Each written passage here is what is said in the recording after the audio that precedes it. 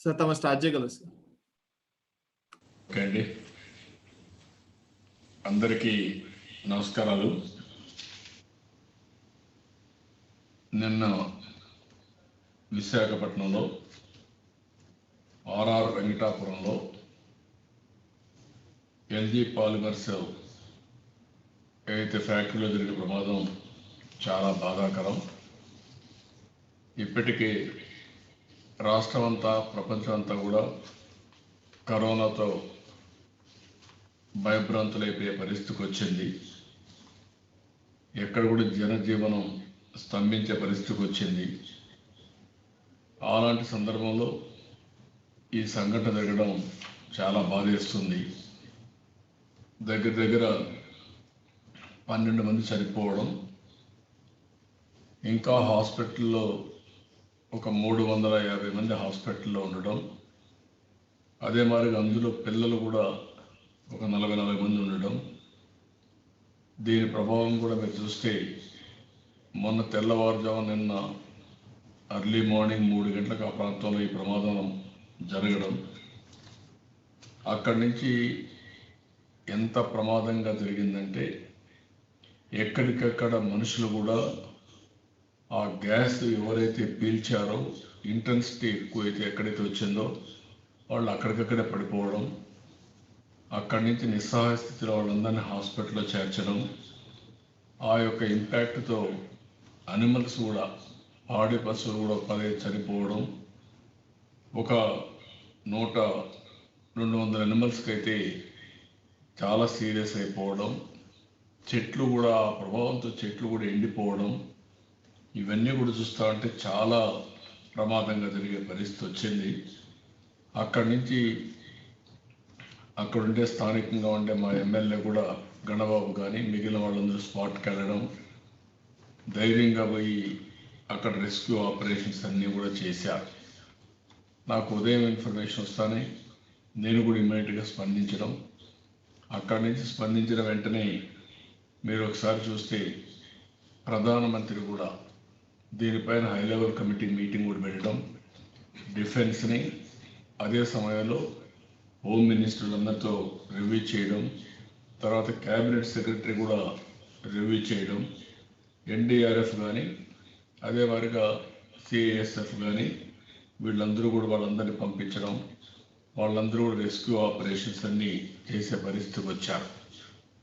నిన్న రోజంతా కూడా నేను ఇదే సమీక్షలు చేసుకుంటూ ఎక్కడికక్కడ జరిగేటన్నీ కూడా మాట్లాడుతూ వచ్చాను. మీడియాలో వచ్చేటి చూశాను, అక్కడ జరిగేటివి చూశాను. చాలా బాధేస్తుంది, మనసు కలిచివేస్తుంది.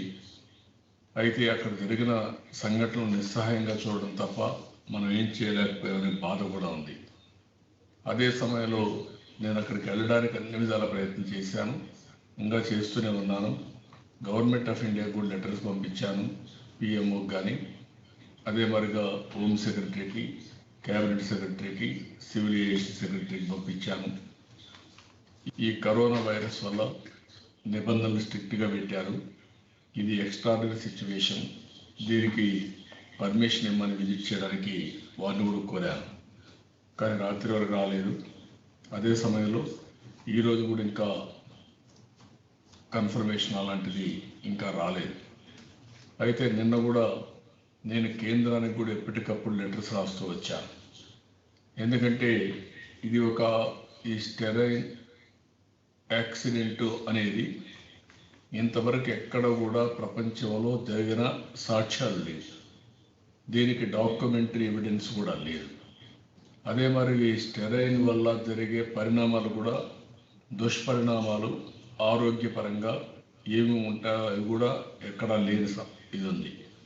అలాంటి సమయంలో దీనికి ఎక్స్పర్ట్స్ అందరూ ఇక్కడ రావాల్సిన అవసరం ఉంది, శాస్త్రవేత్తలు అధ్యయనం చేయాల్సిన అవసరం ఉంది.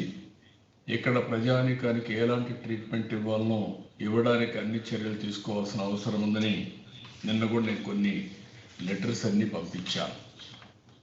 ఎందుకు నేను ఈ విషయం చెప్తున్నానంటే నేను కూడా నాకు తెలిసినటువంటి మేధావులతో కొంతమందితో మాట్లాడి ఈ సబ్జెక్ట్ ఎక్స్పర్ట్స్తో కూడా మాట్లాడాను. వారు కూడా కొన్ని సమాచారాలు ఇచ్చారు. ఆ సమాచారం కూడా తీసుకొని మామూలుగా స్టెరైనే అయితే ఈ స్టెరిన్ దీంట్లో జరిగేదంతా కూడా మీరు చూసినప్పుడు మామూలుగా లిక్విడ్ ఫామ్లో ఉంటుంది. లిక్విడ్ ఫామ్లో ఉండి గ్యాస్గా కన్వర్ట్ అయిందంటే ఏ విధంగా కన్వర్ట్ అయింది? అది ఫెగ్మెంటేషన్ 40 రోజులు లాక్డౌన్లో ఉండడం, లాక్డౌన్లో ఉన్న తర్వాత అక్కడ జరిగిన పరిణామాలు అవన్నీ కూడా అదే ఆటోమేటిక్గా ఆ ఫెగ్మెంటేషన్లో వచ్చిందని ఒకటి. లేదు అక్కడ ఏమైనా ఇంకేమైనా కెమికల్ యాడ్ అయ్యి ఇది గ్యాస్ రూపేణ వచ్చిందనేది రెండో యాంగిల్. ఇలాంటివన్నీ క్షుణ్ణంగా స్టడీ చేస్తే తప్ప ఇది ఏం జరిగిందని నిర్ధారణ చేయలేము. అలాంటప్పుడు ఇది సింప్లిఫై చేయడం కూడా కరెక్ట్ కాదు. రెండోది, దీని ప్రభావం ఎంత దూరం ఉంటుంది? అక్కడ ఎయిర్ క్వాలిటీ ఉంది, చుట్టుపక్కలంతా కూడా ఫ్యాక్టరీలో ఎయిర్ క్వాలిటీ ఉంటుంది, ప్రైవేట్ కూడా కొన్ని ఫ్యాక్టరీస్లో ఎయిర్ క్వాలిటీ ఉంటుంది. అదే మరి గవర్నమెంట్ కూడా పొల్యూషన్ బోర్డు తరఫున కొన్ని ఎయిర్ క్వాలిటీస్ ఉంటాయి. ఆ ఎయిర్ క్వాలిటీ డివైసెస్లో ఏ టైప్ ఆఫ్ ఇన్ఫర్మేషన్ ఉందో ఆ ఇన్ఫర్మేషన్ తీసుకోవాలి. ఆ ఇన్ఫర్మేషన్ తీసుకొని ఈ ఇన్ఫర్మేషన్ అంతా కూడా అనలైజ్ చేసి ఆ రోజు ఏం జరిగింది, ఇది మానవ తప్పిదమా, టెక్నికల్ ప్రమాదమా? అలాంటి టెక్నికల్ ప్రమాదాన్ని కూడా విజువలైజ్ చేయకుండా పోవడం కూడా తప్పే. ఎందుకంటే లాక్డౌన్ పెట్టిన తర్వాత, లాక్డౌన్ లిఫ్ట్ చేసిన తర్వాత ఇది ఎసెన్షియల్ సర్వీస్ కూడా కాదు. ఒకవేళ ప్రమాదకరమైన ఈ ఇండస్ట్రీ ఓపెన్ చేసేటప్పుడు అన్ని జాగ్రత్తలు తీసుకొని ఇన్ని రోజులుగా క్లోజ్ చేశాం కాబట్టి ఇప్పుడు ఓపెన్ చేస్తున్నాం కాబట్టి పొల్యూషన్ కంట్రోల్ కానీ దీని కన్సర్న్ డిపార్ట్మెంట్స్ కానీ పర్సనల్ ఇన్స్పెక్ట్ చేసి అన్నీ సరిగా ఉన్న తర్వాతనే దీనికి పర్మిషన్ ఇచ్చి ఉండాల్సింది. అలాంటి కొన్ని నిబంధనలు పాటించాల్సిన అవసరం ఉంది. అదే కాకుండా ఒకప్పుడు ఇది కొద్దిగా అవుట్స్కర్ట్స్ సిటీకి ఉండొచ్చు, కానీ ఈరోజు మనం చూస్తే సిటీ మధ్యలో ఉంది.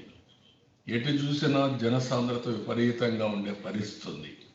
అలాంటి పరిస్థితిలో ఈరోజు దీన్ని ఆపరేట్ చేసిన విధానం కూడా కొంత కరెక్ట్ కాదనేది నా అభిప్రాయం.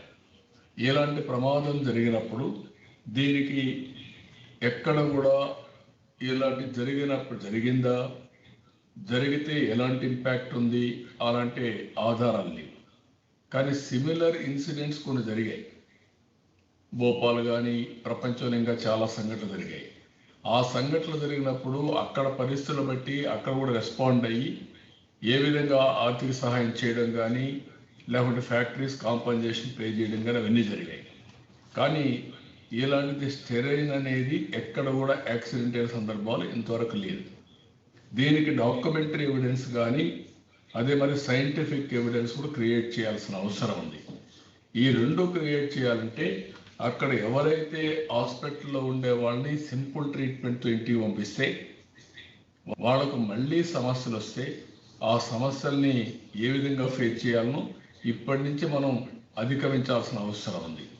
దీనికి ఎక్స్పర్ట్స్ డాక్టర్స్ అందరూ కూర్చొని కేంద్ర ప్రభుత్వ ఆధ్వర్యంలో ఇండియాలో ఉండే బెస్ట్ శాస్త్రవేత్తలు కానీ డాక్టర్స్ కానీ దీన్ని అధ్యయనం చేయడం, అదే మరిగా అలాంటి ట్రీట్మెంట్ ఇచ్చి అక్కడుండే ప్రజలందరినీ కాపాడవలసిన బాధ్యత, అలాంటి దానికి మొదటి ప్రాధాన్యత కూడా ఇవ్వాల్సిన అవసరం ఉంది. కానీ ఇది హ్యాండిల్ చేసిన విధానం అయితే చాలా బాధేస్తుంది. ముఖ్యమంత్రి నిన్న ఉదయం వెళ్ళారు. ఆయన చెప్పింది మీరు చూస్తే ఎల్జీ పాలిమర్స్ మల్టీనేషనల్ కంపెనీ మృతుల కుటుంబాలకు 1 కోటి పరిహారం అందేలా చూస్తాం. ఎల్జీ సంస్థ ఏ మేరకు పరిహారం ఇస్తుందో చూస్తాం. ఆపై సాయం ప్రభుత్వం నుంచి అందిస్తాం. చనిపోయిన వారి కుటుంబాల్లో ఒకరికి ఎల్జీ కంపెనీలో ఉద్యోగం ఇచ్చేలా చర్యలు తీసుకోవాలని అధికారులను ఆదేశిస్తున్నాం. సంస్థను తిరిగి ప్రారంభించాక అక్కడే ఉన్న వేరే చోట తరలించాలా, బాధిత కుటుంబాలకు ఉపాధి చూపిస్తాం. అంటే ఇది ఒక విధంగా చెప్పాలంటే క్యాజువల్గా తీసుకున్న విధానం. ఇది క్యాజువల్గా తీసుకోవడానికి వీలు లేదు. ఎందుకు నేను అంటున్నానంటే ఒక నేరం జరిగింది. మహాత్మా గాంధీ ఎన్నోసార్లు చెప్పారు, ఏదైనా ఒక నేరం జరిగినప్పుడు బాధితుడిని దృష్టిలో పెట్టుకొని ఆలోచించాలి తప్ప ఏదో ఫ్యాక్టరీ మేనేజ్మెంట్ను ఇంకొకరినో మనం దృష్టిలో పెట్టుకొని ఇది చేయడం కరెక్ట్ కాదు. రెండోది, ఇది సీరియస్నెస్ ఎంత సీరియస్నెస్ ఉందంటే నిన్ననే హైకోర్టు సోమోటో కింద తీసుకున్నారు, హ్యూమన్ రైట్స్ కమిషన్ తీసుకున్నారు. ఈరోజు నేషనల్ గ్రీన్ ట్రిబ్యునల్ 50 కోట్ల రూపాయలు ఎల్జీ పాలిమర్స్ని డిపాజిట్ చేయమన్నారు. ముందుగా కాంపన్సేషన్ కింద డిపాజిట్ చేయమని ఆదేశాలు ఇచ్చారు. అదే మరి ప్రధానమంత్రి హై లెవెల్ పవర్ కమిటీ హెచ్ఎల్సీకి పెట్టి అందరిని డిస్కస్ చేశారు. క్యాబినెట్ సెక్రటరీ టేకప్ చేశారు. ఏదైతే దీన్ని నివారించడానికి అవసరమైన మెటీరియల్ ఇక్కడ లేదంటే గుజరాత్ నుంచి ఇమ్మీడియట్గా పంపించే పరిస్థితికి వచ్చారు. ప్రత్యేకమైన ఫ్లైట్లో కూడా పంపించారు. అలాంటి సమయంలో ముఖ్యమంత్రి అక్కడికి వచ్చి క్యాజువల్గా తీసుకోవడం కరెక్ట్ కాదని నా అభిప్రాయం. ఇన్వెస్టిగేషన్ ఏదో మామూలుగా తూతూ మంత్రంగా నేను వీళ్ళకి చెప్పాను, వాళ్ళకి చెప్పాను, మా చీఫ్ సెక్రటరీ ఈ కుండ అధికారులు చేస్తారని చెప్పడం కరెక్ట్ కాదు. ఇది ఎక్స్పర్ట్స్ చేయాలి, సబ్జెక్ట్ తెలిసిన వాళ్ళు చేయాలి. వాళ్ళు ఆపరేషన్ ప్రొసీజర్స్ కరెక్ట్గా ఫాలో అయ్యారా లేదా, తీసుకోవాల్సిన ప్రికాషన్స్ అన్ని తీసుకున్నారా లేదా, ఆ కోణంలో దీన్ని ఇన్వెస్టిగేషన్ చేయాలి తప్ప పైపైన మనం చెప్పేసి ఏదో చిన్న చిన్న కేసులు పెట్టి, ఏదైతే కేసులు మీరు చూస్తే సెక్షన్ 278 ఐపీసీ, 284, 285, 337, 338(2) కిందన కేసులు బుక్ చేసే పరిస్థితికి వచ్చారు. అంటే ఇవన్నీ మనం చూసినప్పుడు సింపుల్ కేసెస్ పెట్టేసి నార్మల్ కింద ఈ కేసుని ఎంక్వైరీ చేస్తున్నాం అని చెప్పడం కరెక్ట్ కాదు. అదే మరి కంపెనీ మీరు చూస్తే ప్రమాదానికి దారితీసిన పరిస్థితులు అన్వేషిస్తున్నాం. మాకు సాంకేతిక బృందాలను ఆ పనికి అప్పచెప్పాం. స్థానికంగా ఉన్న దర్యాప్తు అధికారులతో కలిసి ప్రమాదానికి కారణాలు కనిపెట్టేందుకు ప్రయత్నిస్తున్నాం. అంతర్జాతీయ సంస్థగా అత్యున్నత పర్యావరణ పరిరక్షణ, భద్రత ప్రమాణాలను తాము కట్టుబడి ఉన్నాం. ఇది వాళ్ళు ఇచ్చిన స్టేట్మెంట్. ఇవన్నీ కూడా మనం ఒకసారి ఆలోచించినప్పుడు ఏదైతే ప్రజల ప్రాణం, ప్రజల ఆరోగ్యం, 12 మంది చనిపోయారు, భయభ్రాంతులైపోయారు. ముఖ్యమంత్రి విజిట్ చేశారు. ఎందుకంటే ముఖ్యమంత్రిగా ఉండే వ్యక్తికి అధికారం ఉంది, కేంద్ర ప్రభుత్వంతో మాట్లాడి ఎప్పటికప్పుడు సమీక్ష చేసుకోవచ్చు. ఎక్స్పర్ట్స్ అందరి దేశంలో కానీ ప్రపంచంలో కానీ అలాంటి అభిప్రాయాలు కూడా సేకరించి ఎలాంటి చర్యలు తీసుకోవాలో ఆ చర్యలు తీసుకోవచ్చు. ఒకవేళ ఫ్యాక్టరీ తప్పు చేసినప్పుడు ఇక్కడ మొహమాటం అవసరం లేదు. తప్పు చేసిన వ్యక్తి ఏ స్థాయిలో ఉన్నా ఎవరైనా శిక్షకు అర్హుడు. ఎవరికి కూడా ప్రాణాలు తీసే అవకాశం లేదు. మామూలు యాక్సిడెంట్ కాదు. ఒక ఫ్యాక్టరీలో జరిగితే ఆ ఫ్యాక్టరీలో ఒకరో ఇద్దరు కార్మికులు చనిపోతూ ఉంటారు, ఓసారి 5-10 మంది కూడా అవుతారు. మన రాష్ట్రంలో ఫస్ట్ టైం బయట వాళ్ళు చనిపోవడం, నాట్ ఫ్యాక్టరీ కార్మికులే కాదు, బయట వాళ్ళు చనిపోవడం, ఇది ఫస్ట్ టైం ఇది. కాబట్టి ఆ ప్రాంతం అంతా కూడా కొన్ని వేల మంది భయభ్రాంతులే వెళ్ళిపోవడం.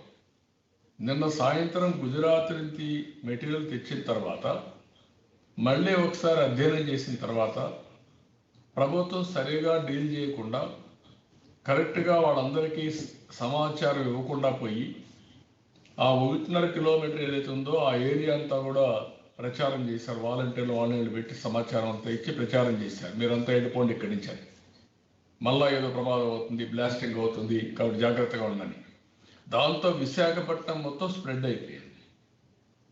రాత్రి ప్రతి ఒక్కరూ భయభ్రాంతులు అయిపోయేసి ఎక్కడికి వెళ్ళిపోయారు వీళ్ళందరూ? నేరుగా బీచ్ రోడ్లకు ఆ పక్కకి వెళ్ళిపోయే పరిస్థితి వచ్చారు, పరిగెత్తే పరిస్థితికి వచ్చారు. ఇది అడ్మినిస్ట్రేషన్ గారి గవర్నెన్స్ యొక్క ఫెయిల్యూర్ కింద వస్తుంది. జాగ్రత్తగా లేకపోతే ఇప్పటికే అక్కడ ఉండేవాళ్ళు ప్యానిక్ రియాక్షన్లో ఉన్నారు. అలాంటి వారికి మనం భరోసా ఇవ్వడమే కాకుండా వారిని ఏ విధంగా ఆదుకుంటాం కూడా చెప్పాల్సిన బాధ్యత ఈ ప్రభుత్వానికి ఉంది. అవి చెప్పకుండా ఇలాంటి చేసేదాని వల్ల చాలా సమస్యలు వస్తాయి. ఇక్కడ కూడా ఈ స్టెరిన్ గ్యాస్ వల్ల మీరు చూస్తే కొంతమంది అసెస్మెంటు ఇది ఎక్కువ దూరం పోదు, 500 మీటర్ల కంటే ప్రయాణించే అవకాశం లేదు, ఇంకొక పక్కన చూస్తే ఇది ఫెగ్మెంటేషన్ నేను ముందే చెప్పాను, దానివల్ల జరిగిందా 40 రోజులు లాక్డౌన్ వల్ల, లేకపోతే దీంట్లో ఇంకా ఏమైనా కెమికల్ కూడా కలిసి ఈ ప్రమాదానికి గురైందా? ఇవన్నీ కూడా సీరియస్గా తీసుకోవాల్సిన అవసరం ఉంది.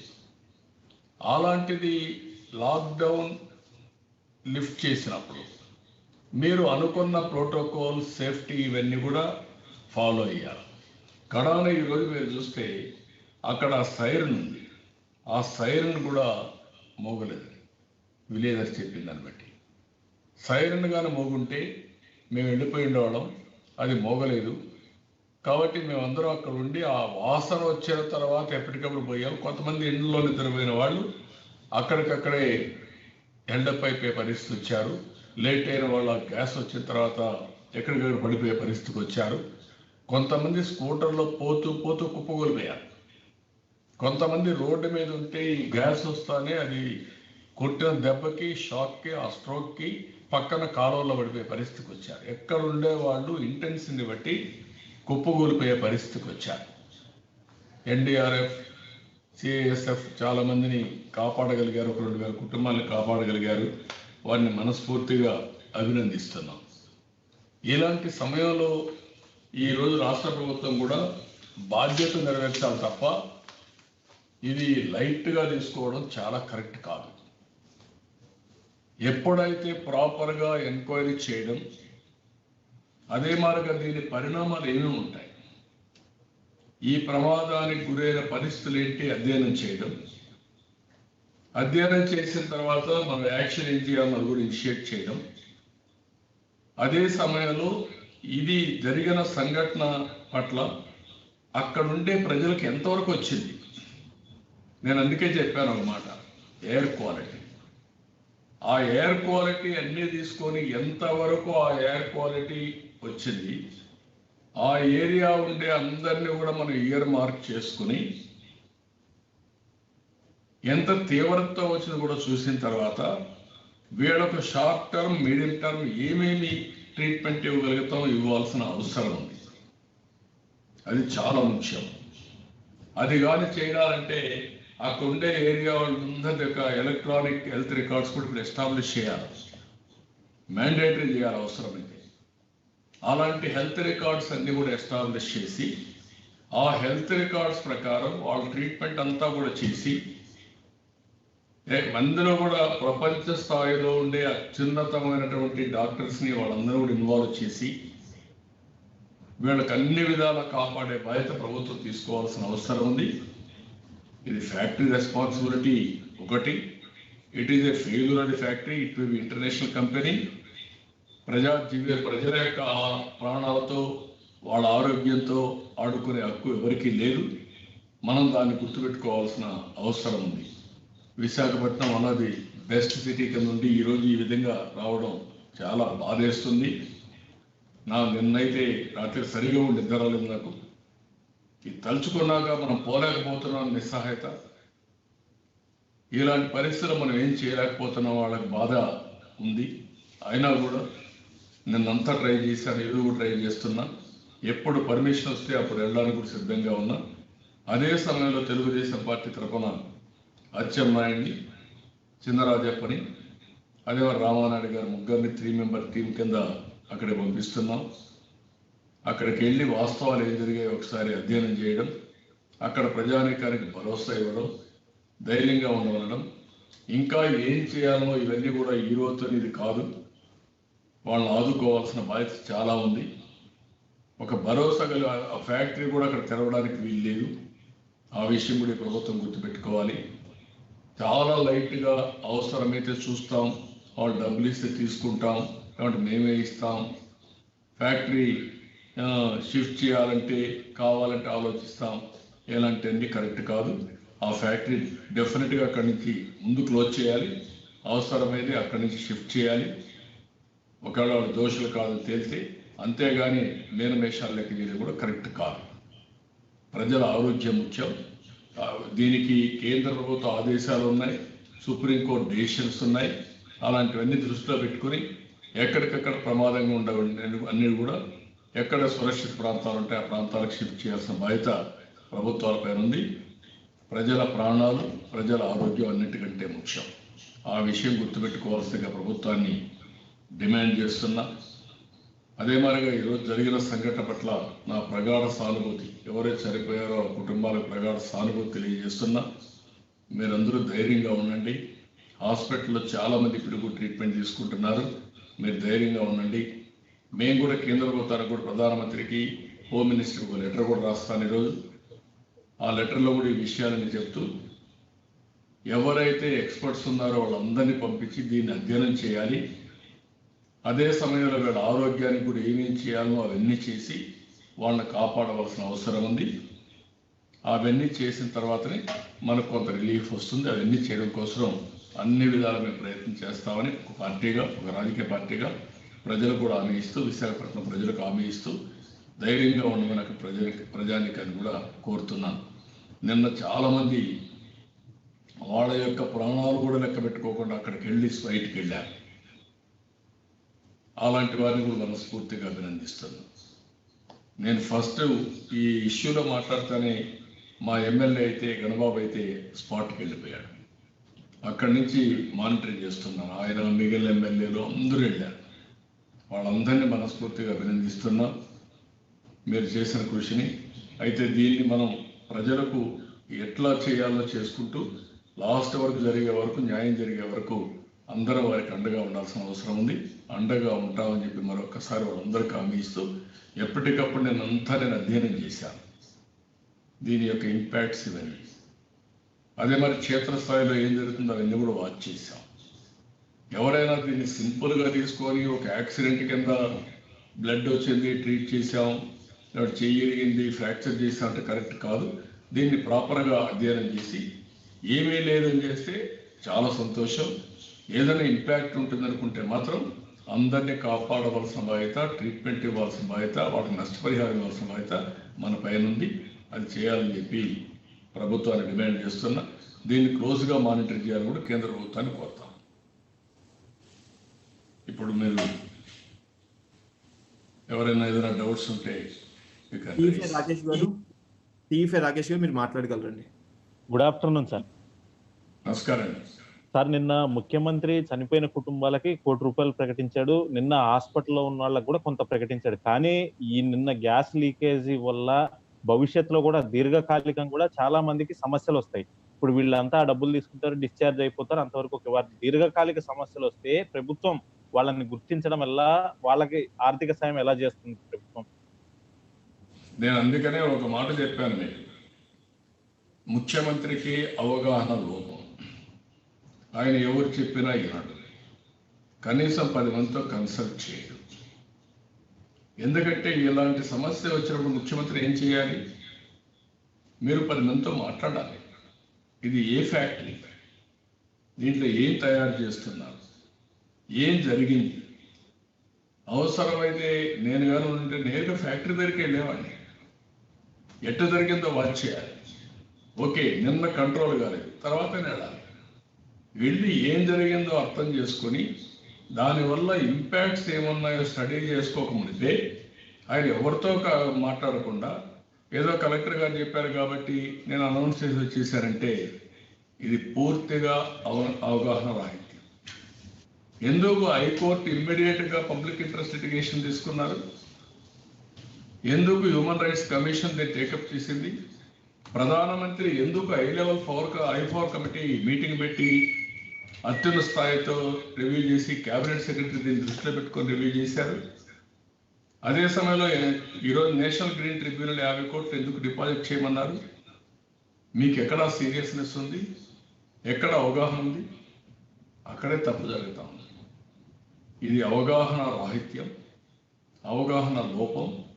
మళ్ళీ నాకు అన్నీ తెలుసని ఇప్పుడు నేను మాట్లాడానుకోండి, నిన్న మీరు చూసుంటారు టీవీలో, లేకపోతే సోషల్ మీడియాలో, తెలుగుదేశం పార్టీనే ఇది చేశారు. అంటే ఇంక దీన్ని ఏ విధంగా వెళ్ళి నాకు చెప్పాలో నాకైతే అర్థం కావడం లేదు. ఎక్కడన్నా వాడు కానీ ఎవరన్నా కానీ నేరుగా లిక్కర్ షాపుల్లో ఓపెన్ చేసి అక్కడికి పోయి తాగారు, వీళ్ళందరూ చనిపోతున్నారు, ఇవన్నీ జరుగుతున్నాయి, కరోనా స్ప్రెడ్ అవుతుందని తెలుగుదేశం వాళ్ళు లైన్లో పంపించారు. అంటే ఏం మాట్లాడుతున్నారు, లేదంటే ఇది ఇంటారా ప్రజలు, మనం మాట్లాడడం కరెక్టా అనేది సభ్యత కూడా లేకుండా మాట్లాడాడు. నిన్న కూడా ఇదే వారిగా మాట్లాడు. ఇవన్నీ కూడా కరెక్ట్ అప్రోచ్ కాదు. ఇప్పుడు కూడా నా మీద అటాక్ చేస్తారు, నాకు తెలుసు. నేను అందుకే నేను రాజకీయం చేయలే. ఈరోజు గవర్నమెంట్ తప్పిదాలు ఉన్నాయి, మీరు ఓవర్లుక్ చేస్తున్నారు చాలా విషయాలు. చెప్పకపోతే నేను కూడా తప్పు చేసినట్టు అవుతాను నా అనుభవంతో. ఏది కూడా సూపర్ఫిషియల్గా పై తిరిగేసి ప్రజల జీవితాలతో ఆడుకునే ఇది మనకు రాకూడదు. ఒక మ్యాండేట్ ఇచ్చిన తర్వాత ప్రజా జీవితాలు కాపాడుతామని, ప్రజల భవిష్యత్తుకు భరోసా ఇస్తామని వచ్చిన తర్వాత మనం ఇచ్చే బాధ్యత మనం తీసుకోవాల్సిన అవసరం ఉంది. కరోనా విషయంలో కూడా జరిగింది. ఆ రోజు కూడా ఏం జరిగింది కరోనా విషయంలో? ఇది చాలా సింపుల్, ఏం కాదు, ఒక ట్యాబ్లెట్ వేసుకుని సరిపోతుంది, బ్లీచింగ్ పౌడర్ సరిపోతుందని చెప్పి ఈ పరిస్థితి తీసుకొచ్చారు. ఏది కూడా డెప్త్కు పోకుండా పైన చేస్తే చాలా సమస్యలు వస్తాయి రాష్ట్రానికి, ప్రజలకు చాలా ఇబ్బందులు వస్తాయి. ఆ విషయం చెప్పడానికే నేను ఈరోజు చాలా క్లియర్గా ముందుకు వచ్చాను. I want register this. ఏమీ లేదని ప్రపంచంలో ఉండే శాస్త్రవేత్తలు చెప్పగలిగితే, సైంటిస్ట్ అతను చెప్పగలిగితే, డాక్టర్స్ అని చెప్పగలిగితే బాధ లేదు. కానీ అది చెప్పడం చాలా అవసరం. ఆ డైరెక్షన్లో ప్రోపు ఉండడం చాలా అవసరం. ఇన్వెస్టిగేషన్ కూడా ఆ డైరెక్షన్లోకి వెళ్ళాలి. అట్లా కాకుండా ఇప్పుడు అంతా జరిగిపోయేసి మనం చేయకుండా ఫెయిల్ అయ్యి మళ్ళీ 6 నెలల తర్వాత వాళ్ళ జీవితాలు అంధకారం అయిపోతే కొన్ని పేపర్లో టీవీల్లో వస్తున్నాయి. నేను మాట్లాడడం లేదు ఇప్పుడే. చాలా లాంగ్ టర్మ్లో ఇంపాక్ట్ ఉంటుందని రాస్తున్నారు. అది అవునా కాదా అనేది కూడా ఈ స్టెరైన్ వల్ల అవుతుందా కాదా కూడా మనం అధ్యయనం చేయాల్సిన అవసరం ఉంది. అధ్యయనం చేయకపోతే కన్క్లూజన్ రావడం కరెక్ట్ కాదు. అక్కడ ప్రజల్ని ఆదుకోవాలి. వాళ్ళ ఆరోగ్యం చాలా ముఖ్యం. వాళ్ళ భయభ్రాంతులు కూడా చేయకూడదు. నేను ఐ వెరీ క్లియర్ అన్నా. నిన్న మీరు ఒక విషయం చెప్తాను. నిన్న సాయంత్రం ఎందుకు విశాఖపట్నం మొత్తం ఒక ప్యానిక్ రియాక్షన్ వచ్చింది? ఎవరు నిద్రపోయారా విశాఖపట్నంలో? రాత్రి మిడ్-నైట్ వరకు ఇప్పటికైనా వచ్చారా? ఇవన్నీ కూడా చాలా, ఒక ప్రభుత్వం అన్నప్పుడు వాస్తవ పరిస్థితులు దృష్టిలో పెట్టుకొని ప్రజల్ని గైడ్ చేయాలి. Time to time electronic media ఉంది, ప్రింట్ మీడియా ఉంది, లేకపోతే ఇప్పుడు సోషల్ మీడియా ఉంది. ఒక వాస్తవం ఆ ఏరియా అంతా పెట్టచ్చు, చెప్పచ్చు, టైం టు టైం గైడ్ చేయొచ్చు. అందుకే రియల్ టైం గవర్నెన్స్ తీసుకొచ్చాం. ఆ రియల్ టైం గవర్నెన్స్ ఉంటే ఇలాంటప్పుడు విపత్కర పరిస్థితులు పర్ఫెక్ట్గా ఉపయోగించుకొని ఆ ఏరియాకి కమ్యూనికేట్ చేయొచ్చు. ఇది చాలా ముఖ్యం. ఆ విషయం గుర్తుపెట్టుకోవాల్సిన అవసరం ఉంది. ఎన్టీవీ రవిచంద్ర గారు మీరు సార్, గుడ్ ఆఫ్టర్నూన్ సార్. ప్రభుత్వం సీనియర్ ఐఏఎస్ అధికారులను 5గురిని ప్రత్యేకంగా దీని మీద ఎంక్వైరీకి వేసింది. అదేవిధంగా చరిత్రలో ఎన్నడూ ఏ ప్రమాదంలో కూడా ₹1 ఏదైతే నష్టపరిహారం ఇవ్వలేదని కూడా ప్రభుత్వం చెప్తున్నారు. మరోవైపు మీరేమో ప్రత్యేకంగా విచారణ జరపాలని మీరు అంటున్నారు. ఎట్లా చూడాలి దీన్ని? ఎట్లా చూస్తారయ్యా? నేను అడుగుతున్నా నిన్ను. నువ్వు అడిగే క్వశ్చన్ నువ్వు వాళ్ళని అడగాలని నీకు భయం. అందుకే అడిగారు. నేను నేషనల్ మీడియాలో ఉతికారేశారు పివి రమేష్. ఆయన సీనియర్ ఆఫీసరే, పెద్ద అడ్వైజర్. అదే మరి ఇంకొక ఆయన దేవురపల్లి అమర్, ఆయన 44 సంవత్సరాలు రాజకీయ జర్నలిజంలో ఉన్నానని చెప్పి ఫోజులు కొట్టాడు. వాళ్ళు ఒకటే అడిగారు, ఎందుకు ఇన్వెస్టిగేషన్ చేయరు అని అడిగారు. 5 మంది ఐఏఎస్ ఆఫీసర్లు ఏం చేస్తారండి ఇన్వెస్టిగేషన్? ఎవరికి స్టెరైన్ ఎప్పుడన్నా విన్నారా? నేనే విన్నా. ఇన్నేళ్ళు నేను ముఖ్యమంత్రిగా ఉన్నా. ఇన్నేళ్ళు ముఖ్యమంత్రిగా ఉన్న వ్యక్తికి స్టెరైన్ అంటే ఏంటో నాకు తెలియకపోతే నేను గ్లోబల్ ఏదైతే మేము ఒక GFST పెట్టాం, global forum for sustainable transformation. అందులో అధ్యయనం చేస్తే ఒక 4 సైంటిస్టులు వచ్చారు. వాళ్ళ యొక్క కన్సర్న్స్ అన్ని వాళ్ళు చెప్పారు సబ్జెక్ట్ మీద. అది కూడా కన్క్లూజన్ రావడం లేదు. ఇలాంటి మేధావుల ద్వారా ఎంక్వైరీ చేసి ప్రజలు కాపాడుకునే బాధ్యత తీసుకోవాలి తప్ప మేము ఒక 5 మంది ఆఫీసర్లు వేసాం. ఎందుకు ఆఫీసర్లు? ఒక అడ్మినిస్ట్రేటర్ ఒక ఇద్దరు కావాలి అంతవరకు. వీళ్ళతో ఎట్లా అవుతుంది? వాళ్ళకి సబ్జెక్ట్ తెలుసా? నాకు తెలియదు. ఐఏఎస్ ఆఫీసర్ల గురించి తెలుసు, వాళ్ళకి సబ్జెక్ట్ తెలియదు. కెమికల్ ఇంజనీర్స్ సార్ వీళ్ళు కాదు. లేకుంటే సైంటిఫిక్ ఇది ఉండేవాళ్ళ కాదు. ఆ విషయాలు గుర్తుపెట్టుకొని మనం మాట్లాడాల్సిన అవసరం ఉంది. నిన్న కూడా నేను అడ్మినిస్ట్రేషన్ కొంత మందితో మాట్లాడితే ఏముంది సార్, హాస్పిటల్కి వచ్చారు, ట్రీట్మెంట్ ఇచ్చారు, వెళ్ళిపోతున్నారు అన్నారు. అంటే తాత్కాలికంగా ఊపిరి పీల్చుకోవచ్చు, ఆక్సిజన్ రావచ్చు. What is the impact? ఎందుకు చెట్లు కూడా కాలిపోయే పరిస్థితికి వచ్చాయి? I'm asking you. ఎందుకు పశువులు అక్కడక్కడ జరిపే పరిస్థితికి వచ్చాయి? ఎందుకు మనుషులు పడిపోయారు? ఇవన్నీ కూడా అధ్యయనం చేయాల్సింది. ఏమీ లేకపోతే దట్ ఇస్ ఎక్సలెంట్.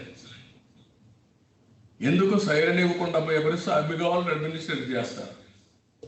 ఎందుకు ఆ రాత్రి 40 రోజులు లాక్డౌన్లో ఉన్న మెటీరియల్ వీళ్ళు ఏం చేస్తే గ్యాస్ కింద, అది స్టెరిల్ గ్యాస్ కింద కూడా కన్వర్ట్ కాదని ఒక ఆర్గ్యుమెంట్, 1/2 కిలోమీటర్ కంటే దూరం పోదని రెండో ఆర్గ్యుమెంట్. అది సెగ్మెంటేషన్లో వచ్చేసిందా, లేకపోతే వేరే ఏమన్నా యాడ్ చేస్తే కెమికల్ కింద ఫార్మ్ అయ్యి గ్యాస్ తయారైందా? ఇవన్నీ కూడా అధ్యయనం చేయాలి. It is not liquid. Liquid ఎంత దూరం పడుతుందండి పడితే? So this are all issues. గాల్లో ఎంతవరకు ప్రభావితం చేసింది, ఇవన్నీ అధ్యయనం చేయాలి. అవి చేయాలంటే నేను ఏం చేశాను, అందుకే నేను వితండవాదం చేస్తూ ఉంటాడు. అతను ఏం చేస్తే అదే రైట్. అందుకే కదా అన్నాడు పారాసిటమాల్ వేసుకుంటే సరిపోతుందని, బ్లీచింగ్ పౌడర్. తప్పు కదండి ఇవన్నీ.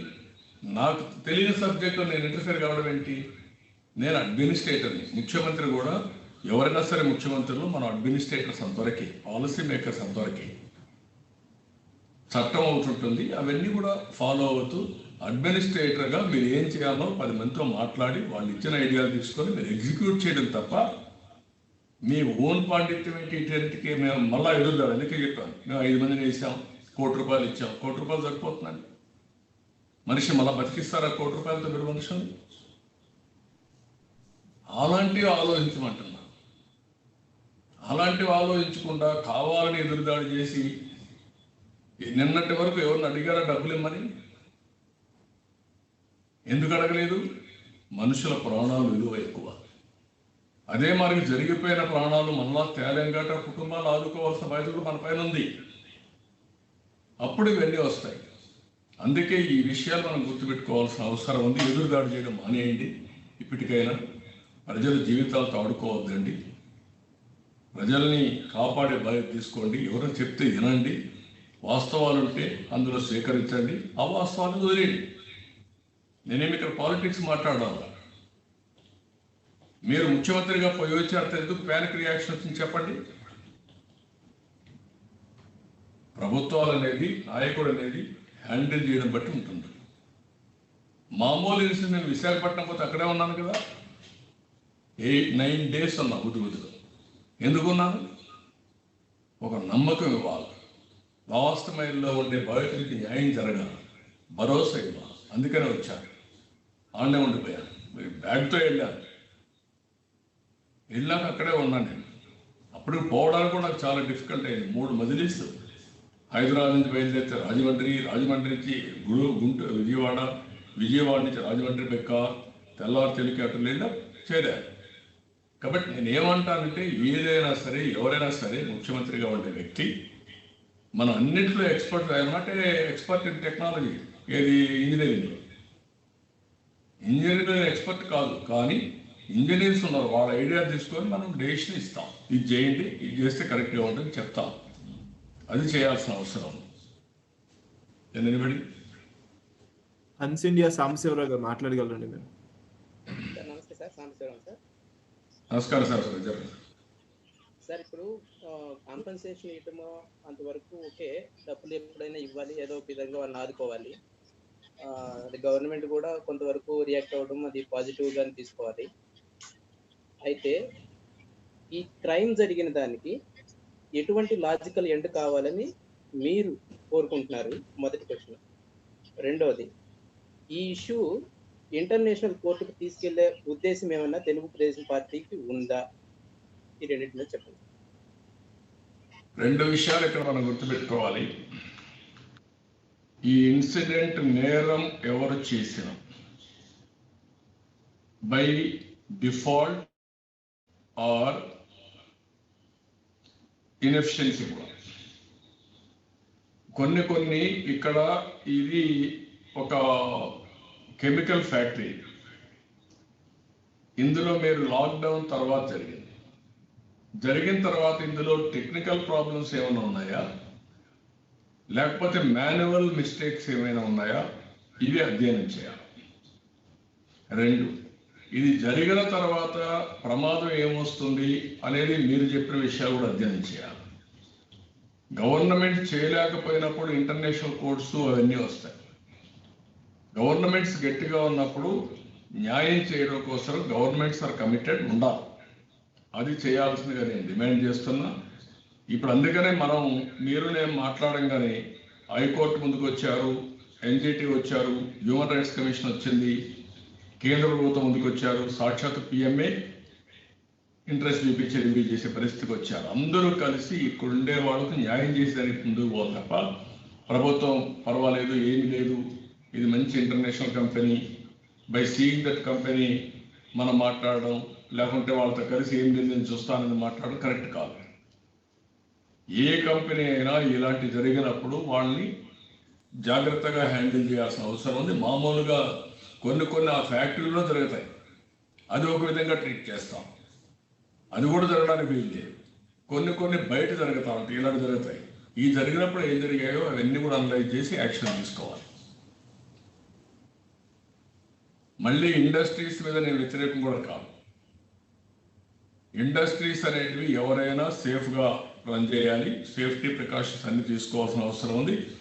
అప్పటికి కూడా జరిగిన తర్వాత కూడా ఏ విధంగా హ్యాండిల్ చేయాలో మళ్ళా అలాంటి జరగకుండా అన్ని విధాలు హ్యాండిల్ చేసే బాధ్యత ప్రభుత్వం మీద ఉంటుంది. ఇంత మునుపు కూడా నేను చాలాసార్లు స్టీల్ ప్లాంట్లో జరిగినప్పుడు కానీ అక్కడ వేరే ఫ్యాక్టరీస్ జరిగినప్పుడు కానీ వెళ్ళాం. అవన్నీ ఆ ఫ్యాక్టరీకే పరిమితమైనవి, బయటికి పరిమితం కాదు. హెచ్ఎంటీవీ ఈశ్వర్ గారు మీరు మాట్లాడగలరండి? Sir very good afternoon sir. ఇప్పుడు నిన్న జరిగిన సంఘటనలో కుట్రకోణం కూడా ఒకటి ఉండొచ్చు. రాజధానిని అడ్డుకునే ప్రయత్నంతో కొంతమంది చేశారన్నది ఒకటి. గతంలో కూడా స్లీపర్ సెల్స్ గా టీడీపీ కార్యకర్తలు పనిచేశారు. అలాగే మొన్న లిక్కర్ షాపులు వదిలిన రోజు కూడా పెద్ద ఎత్తున టీడీపీనే కార్యకర్తలను పంపించి మాస్కులు లేకుండా పంపించి ఒక ప్రభుత్వం మీద అప్రతిష్ట పాలు చేసే ప్రయత్నం చేస్తోందన్నది అధికార పార్టీ తరచుగా చెప్తుంది సార్. అంటే వాళ్ళు ఏమన్నా నాకైతే అర్థం కాదు. వీళ్ళు సైకోసా, దుర్మార్గుల, లేకుంటే చేసే అసమర్థ పనుల్ని కప్పించుకోవడానికి మాట్లాడే మాటల నాకు అర్థం కాదు. ప్రజల్ని ఇంకా పశువుల కింద ట్రీట్ చేసి ఏం చెప్పినా నమ్మతారనే విధంగా మాట్లాడడం నీచం. ఎవరు మారుస్తారండి క్యాపిటల్? మీ చేతల్లో ఉంది మాట్లాడాలి. కావాలండి ఇక్కడ ప్రజల్ని అతలాకుతలం చేసి ఇప్పుడు కూడా నేను క్యాపిటల్ మారుస్తా ఏంటి ఇవన్నీ? అందుకే రాజకీయం పోలా ఇప్పటి వరకు. వీళ్ళు కూడా జాగ్రత్తగా ఉండి మాట్లాడాల్సిన అవసరం ప్రతి ఒక్కదానికి. నేను ఫస్ట్ డే నేను చెప్తాను కరోనా వైరస్ గురించి. తప్పు చేస్తున్నారు, జాగ్రత్తగా ఉండమని చెప్తే దానికి మళ్ళీ మేము మీద పంపించారు, మేమే స్ప్రెడ్ చేసామని మాట్లాడతారా? కక్కుర్తిపడి మీరు లిక్కర్ షాప్లో ఓపెన్ చేసి ఒకే రోజు చేస్తే అందరూ వచ్చి చేసుకుంటే మళ్ళా తెలుగుదేశం పార్టీ కార్యకర్తలు పంపించి వైలేట్ చేశారు మాట్లాడతారా? ఇప్పుడు ఇంకా మళ్ళా మాట్లాడతారు, సెబటైజ్ అని మాట్లాడతారా? ఎక్కడికి పోతున్నారు మీరు? నేనేం మాట్లాడుతున్నా, మీరేం మాట్లాడుతున్నా? ప్రజల ఆరోగ్యం గురించి నేను మాట్లాడుతున్నా.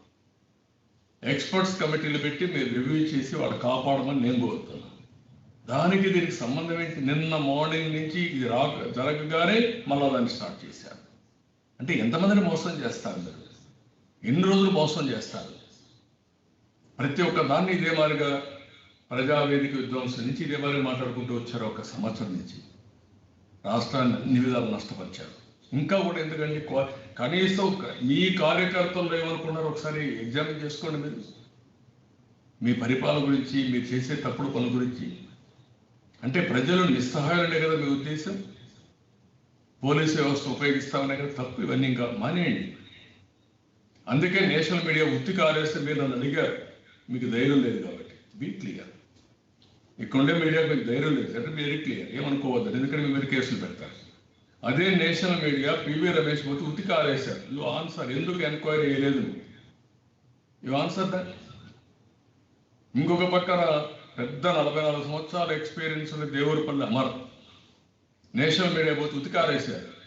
ఈయన నాకు 44 ఏళ్ళు అనుభవం అంటే నేను అనుభవం కాదు అడిగేది, ఇక్కడ అడిగిందని చెప్పండి, ఇది అడ్వైజ్ చేయండి గవర్నమెంట్కి అని చెప్పారు. వీడు గవర్నమెంట్కి అడ్వైజ్ చేసే పరిస్థితి లేదు.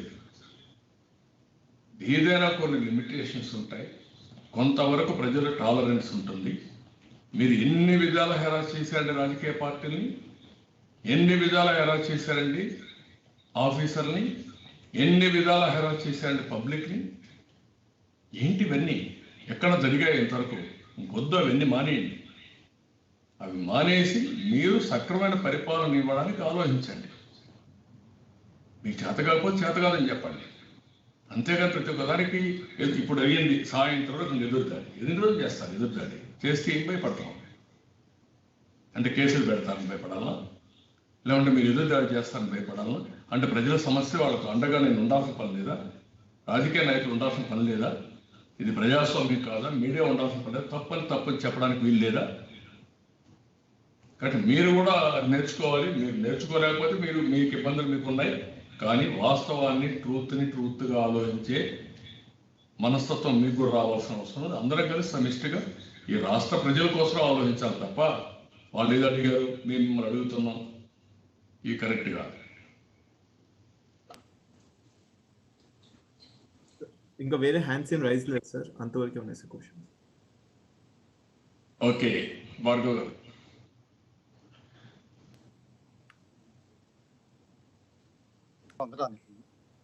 అట్లాంటి పరిస్థితి ఇక్కడ పునరావృతం కాకుండా ఏదైనా ప్రత్యేక కోర్టు ముందుగానే ఫామ్ చేయాలా, ఏం చేస్తే బాగుంటుంది ఆలోచన చేస్తే బెటర్ ఏమో.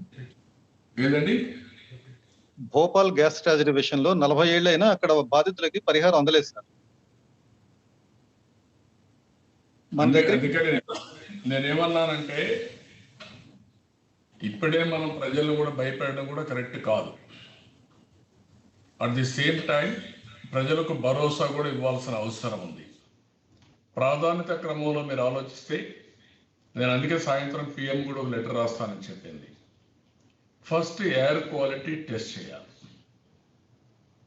ఎన్ని ఎయిర్ క్వాలిటీ ఎన్ని ఉన్నాయో మెజర్ చేసేటి ప్రైవేట్ కానీ పబ్లిక్ కానీ గవర్నమెంట్లో ఉన్నాయో అవన్నీ తీసుకోవాలి. అవి తీసుకొని నిన్న జరిగిన డేటా అంతా ఒకసారి సమీక్ష చేసుకోవాలి. సమీక్ష చేసుకొని ఎంత ఏరియాకు వచ్చింది అనేది ఫస్ట్ ఎస్టాబ్లిష్ చేయాలి. ఇంటెన్సిటీ ఎంత వచ్చింది కూడా ఎస్టాబ్లిష్ చేయాలి. నెంబర్ 2, అది అయిన తర్వాత ఒక ఎక్స్పర్ట్ కమిటీ వేయాలి.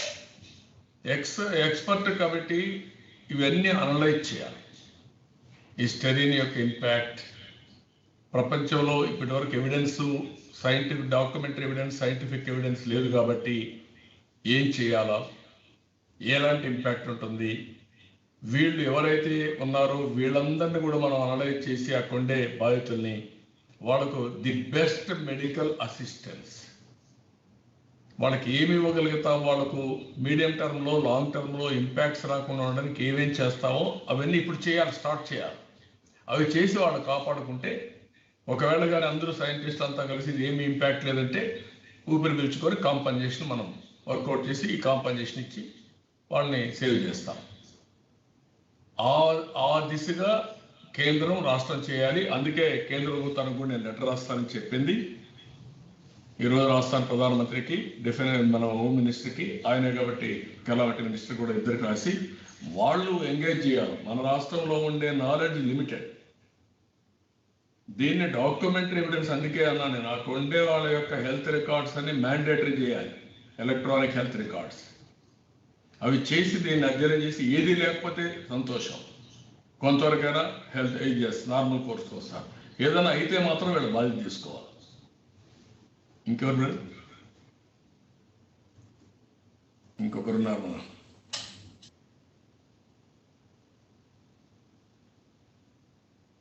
సెకండ్ లాస్ట్లో రామారావా ఇవ్వండి సార్. గుడ్ ఆఫ్టర్నూన్ అండి. నమస్కారం. ABN Ramarao sir. సార్ ఇక్కడ 2 విషయాలండి. చాలా మంది ఎక్స్పర్ట్స్ ఏం చెప్తున్నారు అని అంటే, ఒకటి దాదాపుగా ఎవ్రీ 3 months కి, ఎవ్రీ 6 months కి కూడా కంపల్సరీగా వీళ్ళు హెల్త్ చెకప్ చేయించుకోవాల్సిందే. లేకపోతే కష్టం అవుతుంది. ఇది లాంగ్ రన్ లో లంగ్స్ కి అండ్ హార్ట్ కి అండ్ లివర్ కి వీటికి మీద ఇంపాక్ట్ చూపిస్తుంది అని చెప్తున్నారు. ఎలా చూస్తారు అంటే ఎక్స్పర్టైజ్ డాక్టర్స్, మీరు నిన్న లెటర్ లో కూడా రాశారు, పీయూష్ గోయల్ కి రాసిన లెటర్ లో, అక్కడి నుంచి డాక్టర్స్ ని కూడా ఏమన్నా పంపిస్తే బాగుంటుంది, స్టడీ చేస్తే బాగుంటుంది. ఎలా రియాక్ట్ అవుతారు దీని మీద? నేనేమన్నానంటే బెస్ట్ సైంటిస్టులని, ఎవరైతే సైంటిఫిక్ నాలెడ్జ్ ఉండే వ్యక్తుల్ని ఏం జరిగిందనే దానికి, ఇలాంటి జరిగినప్పుడు ఇంపాక్ట్ ఆన్ హెల్త్ బెస్ట్ డాక్టర్స్ని సిమిలర్ ఫీల్డ్లో వాళ్ళు కూడా పెట్టి, ఇప్పుడు మీరు చెప్పినట్టు కొన్ని ఏంటంటే రకరకాలుగా సోషల్ మీడియాలో వస్తున్నాయి. మనం ఎవరిని కూడా ప్రజాస్వామ్యంలో కాదనే పరిస్థితుల్లో లేవు. సోషల్ మీడియాలో వచ్చి ఇవన్నీ వస్తూ ఉంటే ఈరోజు కొన్ని నిర్ణయాలు చేసి వీళ్ళ ఆరోగ్యాన్ని కాపాడే బాధ్యత మనం తీసుకున్నప్పుడు అది ఏమీ లేదని తేలినప్పుడు బాధ లేదు. కానీ ఏదైనా సమస్య ఉందనుకుంటే ఇప్పుడే క్యూర్ చేస్తే క్యూర్ అవుతుందనుకుంటే క్యూర్ చేయడం, దాని ఇంపాక్ట్స్ ఏమున్నాయో over a period of time study చేసి వాళ్ళందరినీ కూడా కాపాడుకోవాల్సిన అవసరం ఉంది. అదే నేను చెప్తాను. ఇక్కడ నేను కన్క్లూజన్ రావడం లేదు, ఐఎమ్ వెరీ క్లియర్.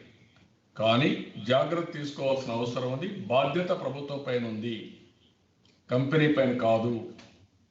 కానీ అక్కడ టెక్నికల్గా ఏం జరిగింది, లేకుంటే మాన్యువల్గా ఎక్కడ ఫెయిల్ అయ్యారు, అవన్నీ కూడా అనలైజ్ చేసి ఏవైతే డెఫినెట్గా స్టాండర్డ్ ఆఫ్ ఆపరేషన్ ప్రొసీజర్స్ ఉంటాయి అవి ఫెయిల్ అయ్యింటే అవన్నిటిపైన కూడా యాక్షన్ తీసుకోవాల్సిన అవసరం ఉంది. In the interest of public lifes. ప్రజలు 12 మంది చనిపోయారు, కొన్ని వందల మంది భయభ్రాంతులైపోయారు. ఎప్పుడూ జరగని సంఘటన ఇది. కానీ దాన్ని సెపరేట్గా, ఒక యాక్సిడెంట్ని సెపరేట్గా చూడాలి, దీన్ని సెపరేట్గా చూడాల్సిన అవసరం ఉంది. యాక్సిడెంట్ ఎప్పుడు ఫ్యాక్టరీలో జరుగుతుంది, ఇది ఫ్యాక్టరీ అవుట్ సైడ్ జరిగింది. ఒక కార్ యాక్సిడెంటో, ఒక బస్ యాక్సిడెంటో, ఒక ట్రైన్ యాక్సిడెంట్ అక్కడ జరుగుతుంది, కానీ ఇంతమంది రారు. అది కూడా డేంజరస్, అది కూడా కరెక్ట్ కాదు. కానీ అన్నిటికీ జాగ్రత్తగా ఉండాలి. దీనికి అవుట్ సైడ్ యొక్క హెల్త్ ప్రభావం కూడా ఉంది దీంట్లో, సైడ్ ఎఫెక్ట్స్లో. సో ఉందా లేదా అనేది కూడా ఇంకా మనకు నిర్ధారణ కావాలి, దానికి కూడా కన్క్లూజన్ రావడం కరెక్ట్ కాదు. కానీ అక్కడ ఉండే ప్రజానికాన్ని కూడా మనం కాన్ఫిడెన్స్ తీసుకోవాలి, భరోసా ఇవ్వాల్సిన అవసరం ఉంది.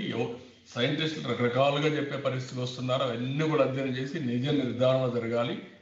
దిస్ ఈజ్ ట్రూత్ని ఎస్టాబ్లిష్ చేయాలి, దట్ ఈజ్ ఇంపార్టెంట్. అందుకే నేను చెప్పింది, దేశంలో ఉండే కొంతమంది doctors, experts, best experts of this type of ఇలాంటి డిసీజెస్ని డీల్ చేసిన డాక్టర్స్ వాళ్ళు రావాలి, సైంటిస్టులు ఉండాలి. దీన్ని నిర్ధారణ చేసి, ఒక విశాఖపట్నం ఇదే బ్యూటిఫుల్ సిటీ, ఆ సిటీని కాపాడుకోవడానికి, అందులో ప్రజాధికారిని కాపాడుకోవడం చేయాలి. ఫ్యాక్టరీ డెఫినెట్గా మార్చాలి, దాంట్లో సెకండ్ థాటే లేదు. ఒకవేళ వాళ్ళు దోషులు కాదనుకున్నప్పుడు మారుస్తారు, లేకుంటే ముందు ఫ్యాక్టరీ క్లోజ్ చేయాలి. No question of giving permission.